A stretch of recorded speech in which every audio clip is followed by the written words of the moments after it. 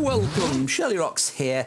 Today we're looking at Let Them Trade. This is by a developer called Spaceflower. It's due out in Q3 of this year, and it's a relaxing city builder, so we're going to check it out. The description for the game says, build a network of cities that produce and trade resources, upgrade your castle, protect the cities from cheeky bandits. It was the cheeky bandits phrase that made me want to check this game out. I thought, what is a cheeky bandit? Let's see what it's like to play with a cheeky bandit. So we're going to do play. And we're going to do the tutorials and have a little look. So, basics. Learn the basics of Let Them Trade. Let's start the map and have a little look. I imagine this is all controls and things like that. So, I'm the king. Oh, so it's a hex-based map we're playing on. Welcome to Let Them Trade. I'm the king, your monarch and sovereign. This clever little fellow on my shoulder is my very trusted advisor, Mr. Nut. He's got a squirrel on your shoulder, mate. Okay. Mr. Nuts, squeak, squeak. Is this like Ratatouille? Is the squirrel controlling the king? Well said, Mr. Nuts. Yes, I have big plans to grow the economy in my domain. Can't oversee everything personally. Feasts and balls are just so time intensive, and therefore I hardly have the time to find much else. That's why I'm looking for someone who's hardworking as I am. Up in the top right, you see the current main quest, side quest, and milestone. Like I said, the controls. You will be rewarded handsomely for completing those tasks. Side quests and milestones are optional, but main quests must be completed to finish a scenario. First, let's learn how to move the camera. For extra information, click the arrow to view the quest description. So, where's that? Is it this bit? Click the arrow to view... See, I don't know what it means with that. I can't see an arrow next to all of that. I'm just going to do it. I don't understand that bit at all. Okay, pan forward with that. Yes, let's pan it round, baby. And then we're going to rotate with Q and E. First of all, I want to zoom in and out because I do like a good zoom on a game. And that does have a nice level of zoom. We can also rotate as well, which is the middle mouse button. Whee! And then we can zoom like we have done already. Look, we can zoom in and out like really, really fast. Okay, so R is resets our camera. Oh, is it like... Oh. Is this like the board games... What was it called, that game? Desktop board game simulator or something. Because look, we're in like a dining room or something. Press R to reset it and press P to reset it. So what's the difference between the two? Okay, so that does that. And that fast resets it, I guess. Resets rotation and position. So cities are founded by first placing the city centre. Select the city centre in the basics tab of the build menu and place it on the highlighted tile. So isn't that my city then? We're building another city. We can build a city, a road, deconstruct and a bridge. So I need 10 logs for this. I can't see how many logs I've got, but apparently I have enough. We're going to build a city for potatoes. Oh, it does have the arrow up here. Look, this is the bit I was stuck on. Is this going to redirect me to YouTube? No, it's not. It's in-game tube. Fantastic. I like that. That's really good. I wish more games had things like that. Okay. Let's get back to doing what we're meant to be doing. So we're meant to be putting a city down. And it did tell me to put it down here somewhere. It's disappeared. So I'm choosing that one. Now they're going to build that up. Little city. Potato city this is going to be. I imagine we can speed up the time and see that build a lot quicker. Come on, build it and they will come. Nice. Now that you have founded your city, you can place production and residential buildings on neighbouring tiles. So it wants me to put down 2 potato farms. I really struggle not saying the word potato and putting on probably a not deemed appropriate accent, for an Irish accent for it. So I'm going to try not to do it. So it's going to be on green fertile tiles and 2 homes. You may also left shift to place multiple. Right. So I need a potato farm. And it's got to be on green areas. So let's hold down shift potatoes by the sea. So that's that done. And then we need peasant homes. I needed 2 peasant homes. And I'm going to put them there. So if I need to do a road anywhere, I can do a road there. So I've not blocked myself in. Right. Right click should come out of that. There is a percentage thing on here as well. It tells you how quickly how to do it. Oh, that is... Just look at them sitting by the fire. Right, did you see the little guys with cart transporting? No, not really, but those are the city transporters. All resources must be transported. Right, so it's like the couriers, I guess. When you're about to place a building, you see arrows which indicate the distance which will need to be travelled. A city only has a limited amount of them. The bigger the city gets, the further the transporters will head. More difficult it will be for them to keep up. Right, so they're going back and forth. And there are some great unexplored tiles. You can click on the scout icon above the knights in your castle and then set the flag to unexplored. Well, we shall do that. I love the fact that it's a board game and it's got all the little logo stuff there. That is really good. Right, so above the knight there is a trade. If I, well, a scout. So if I say go and explore around here. I'm not sure which exact tile it wants me to do, but that's one we're doing. Wooden horse as well. That's even better. He's having a look round. What can he see?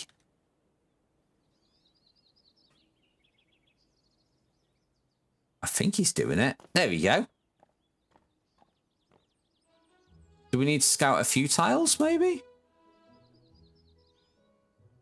Not sure which is the exact tiles. Let's just scout a few of them. It just said a tile. Scout for forest tiles.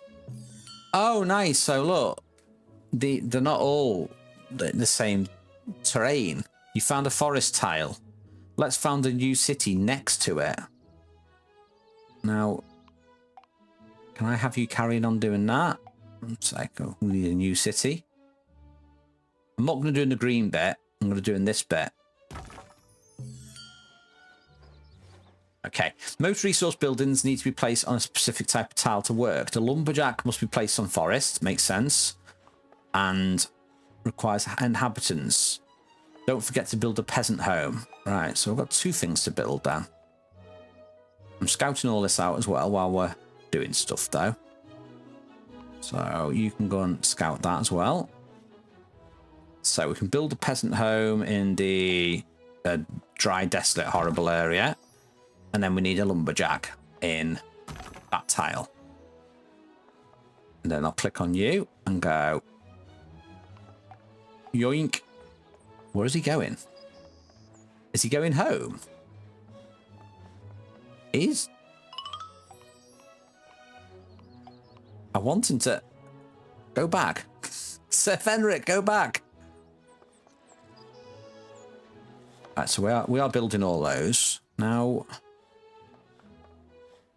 I didn't notice the carts coming, so they must have already left. Well, they're there building, look. Okay, one little last tile to explore there. How are we doing with the building? 43% on that one. No, 50%. 62. Nice. I've got my peasants ready. I've got another tile there. Can't see any other tiles I need to explore. So lumberjack is built. Lovely. Inhabitants have needs and wants, and this is reflected in the resources. If the needs are met, they will remain in the city. If it's not met, they'll become unhappy and move out. It may then take a while for a new inhabitant to move in again. The resources are broken up into basic, luxury. Basic are the more important. If these are missing, they're unhappy. If the basic resources are provided, they will no longer move out. What's basic then? Food, water, and luxury does extra happiness, but not important. Okay, the happier they are, the more money they will give us for trading. Nice. Okay, so is this a rival city? Now you have 2 cities. They'll begin to trade with one another. However, traders will not move very quickly over normal tiles. Yes, we're going to do roads. Connect all the cities with roads. So let's go to basics. Road. So we'll go road, road like that. Is that classed as... Okay, let's watch the tutorial because that's what it should be there for, Shirlz. So you click on the row. Okay. Yeah, that's why you have tutorials, and that's why Shirlz does it wrong. So I should have gone like that. There we go. Now look at them zoom on that. Ooh, is this a rival base?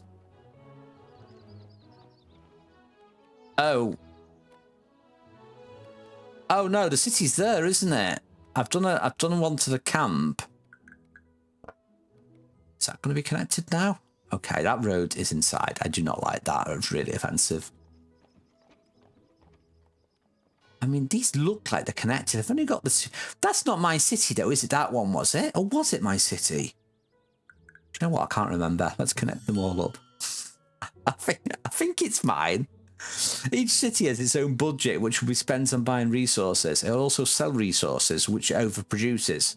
Therefore, the price of resources are determined by supply and demand. It's a bit like real life.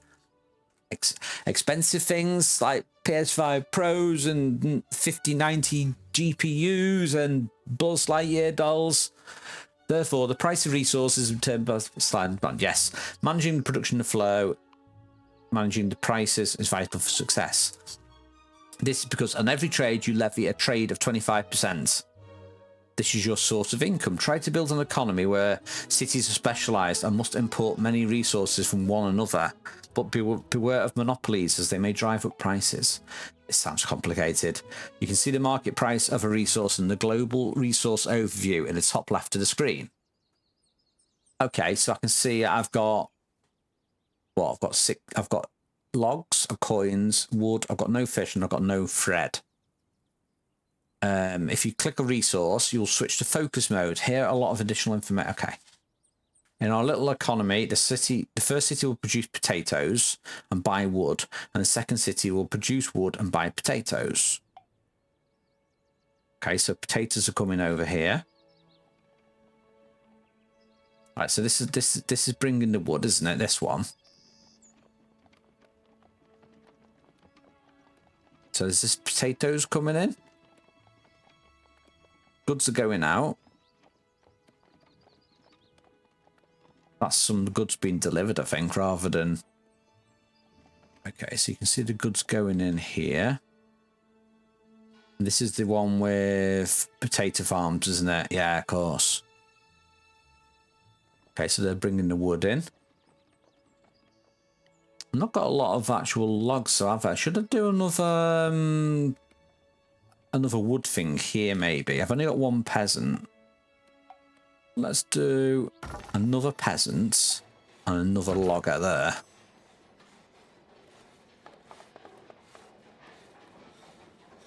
Let's see if this is going to speed it up. There's a little delivery cart there. Get it built. I don't know if you need one peasant house per thing. It doesn't really tell me that. I mean, we've done enough potatoes now. We're just waiting for the wood. We've done 8 of 20 traded. Can we click on that? See, oh, stats. It's got stats. Oh, it's wool, that stuff. Okay, what can we see? 4 traders. It's 3 trans... Okay. How much is it producing now? I think it's this one. Do not understand the stats. You can see how many people are working on it there. Hopefully we're going to get more wood from this one now. Well, this one, sorry. So we need 20 wood. There you go. There's wood going out there. We click on that and get... Okay, so look. We've got a stockpile of 8. And every 30 seconds we're doing a thing of wood. Interesting. Interesting that there's one working in that one and there's two in this one. So look, a round of wood on this one is 15 seconds because there's two people working. That one's only got one working in it, apparently. Interesting. So we've not actually got full homes yet. I've got two in that one and one in that one. I'm not sure why that's not full up yet, though. Okay, so we should start getting wood coming out of here. Can we see the stockpiles? Oh, look at all this. It's loads of little information, little bits. Right, let's make sure we should be getting the wood though. I think it's just they're all linked up with each other. I don't think there's anything I necessarily need to do. We should start seeing the wood coming out of these. Do I need to do the roads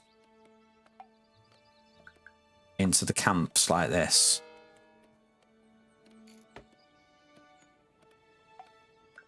I wouldn't have thought so, but we'll do it anyway. I mean, they are trading the wood then. They just traded loads of wood. Right, as I mentioned before, transporters move resources inside the city, whilst traders move resources between them. The city only has so maybe that's why it was so slow. Because they could have all been moving potatoes when needing to do wood. Cities can be upgraded, increasing the number of traders. City upgrades can be applied at any time. Try this out. Select one of the cities, and in the main tab, click on the upgrade. Right, so who would be good to upgrade it? That's the keep. I can't upgrade that. Let's upgrade. Who should I upgrade? I think it's got to be the main city, hasn't it? Upgrade to village. +1 city transporters. Okay, we'll click that. Hopefully they're going to upgrade this, and then we're going to get an extra transporter. Let's zoom in and watch it.